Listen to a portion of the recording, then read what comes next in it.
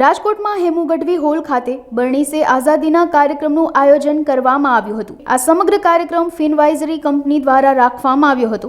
આ કાર્યક્રમમાં મહિલાઓને આંતરરાષ્ટ્રીય મહિલા દિવસ નિમિત્તે નોકરી કે વેપાર વ્યવસાય સાથે જોડાયેલ મહિલાઓ, ગૃહ ઉદ્યોગ કે પાર્ટ ટાઈમ કામ કરતી મહિલાઓ, ગૃહિણીઓ, વરિષ્ઠ નાગરિક મહિલાઓને રોકાણ અંગે માહિતગાર કરવામાં આવ્યા હતા।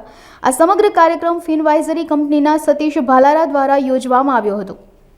મારું નામ સતીશ ભાલારા છે અને હું એક સર્ટિફાઈડ ફાઇનાન્શિયલ પ્લાનર છું। છેલ્લા 17 વર્ષથી હું ફાઇનાન્શિયલ સર્વિસીસની માર્કેટમાં કામ કરું છું અને ફિનવાઇઝરી કરીને અમારી એક ફાઇનાન્શિયલ એડવાઇઝરી કંપની છે, જેમાં અમે અલગ પ્રકારના ફાઇનાન્શિયલ સોલ્યુશન પ્રોવાઈડ કરીએ છીએ। આજના દિવસે આ એક યુનિક અને અનોખો સંજોગ આજે છે। આજે 8મી માર્ચ 2024ને દિવસે જનરલી આપણે આંતરરાષ્ટ્રીય મહિલા દિવસની ઉજવણી કરતા હોઈએ છીએ।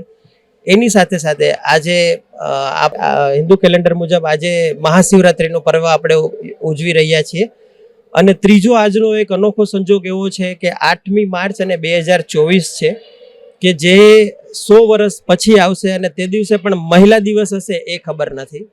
એટલે ગણિતના અનુસંધાને પણ આજનો દિવસ બહુ સારો છે અને અમે જે ફાઇનાન્શિયલ સર્વિસીસના વિષયમાં અમે કામ કરીએ છીએ તો મહિલાઓને ખાસ કરીને ફાઇનાન્શિયલ સર્વિસીસ છે, રોકાણ વિશે જાગૃતિ અને માહિતી મળે એ પ્રકારનો અમે આજે અહીંયા એક કાર્યક્રમનું આયોજન કર્યું છે કે જે અમારા મહિલાઓને આમંત્રણ આપી અને આ પ્રકારની માહિતી મળે એવો એક અમારી પહેલ છે। બરણી સે આઝાદી છે એ આપણા ભૂતકાળમાં કે આપણા જ ફેમિલીમાં જે બુઝુર્ગ લોકો છે કે આપણી પહેલી પેઢીના લોકો છે એ પોતાનું સેવિંગ, પોતાની બચત, ખાસ કરીને મહિલાઓ પોતાનું સેવિંગ કે પોતાની બચત છે એ બરણીમાં કરતા હોય છે। હવે બરણીમાં પૈસા રાખવાથી એ પૈસા સચવાય છે અને યોગ્ય સમયે કામ પણ આવે છે, પરિવારના સંકટ સમયે કામ પણ આવે છે, પણ 2-5 વર્ષ પછી, 10 વર્ષ પછી એ પૈસાનું મૂલ્ય વધ્યું નહીં હોય, રાઈટ?